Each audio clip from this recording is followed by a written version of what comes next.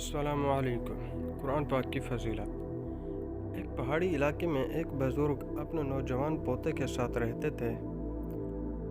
وہ ہر روز صبح سویرے قرآن کی تلاوت کیا کرتے تھے۔ پوتا بھی ہمیشہ ان جیسا بننے کی کوشش کرتا۔ ایک دن پوتا کہنے لگا، دادا جان، میں بھی آپ کی طرح قرآن پاک پڑھنے کی کوشش کرتا ہوں، لیکن مجھے سمجھ نہیں آتی، اور جو سمجھ آئے جیسے ہی قرآن بند کروں بھول جاتا ہے۔ ایسے میں قرآن پڑھنے سے ہم کیا سیکھتے ہیں؟ دادا جی نے خاموشی سے کوئلوں والی ٹوکری میں سے کوئلے نکال کر انگیٹھی میں ڈالے، پھر ٹوکری پوتے کو دے کر کہا، جا پہاڑ کے نیچے بہتی ندی سے مجھے پانی کی ٹوکری بھر کر لا دے۔ لڑکے نے دادا جی کی بات پر عمل کیا، لیکن واپس پہنچنے تک سارا پانی ٹوکری کے سوراخوں میں سے بہہ گیا۔ دادا جی مسکرائے اور کہا، تم اس دفعہ اور زیادہ تیز قدم اٹھانا۔ یہ کہہ کر پوتے کو واپس بھیج دیا، لیکن اس بار وہ بالٹی میں پانی لے آیا۔ دادا جی نے کہا، مجھے بالٹی نہیں، ٹوکری میں پانی چاہیے، تم ٹھیک سے کوشش نہیں کر رہے۔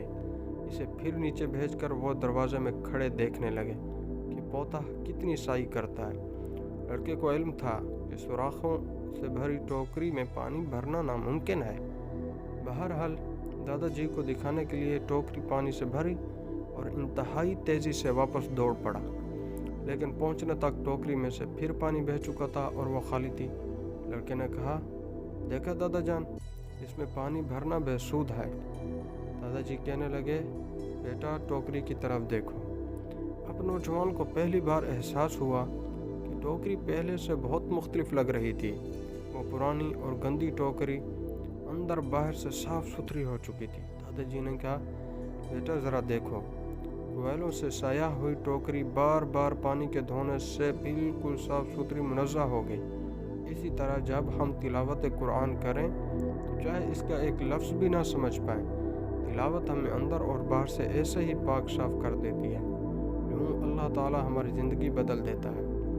قرآن پڑھا کریں۔ ہم بھی سب وہ ٹوکریاں ہیں جس میں سوراخ ہیں۔ عربی ہم میں سے کسی کو آتی ہے، 100 میں سے شاید 30% لوگوں کو عربی آتی ہے۔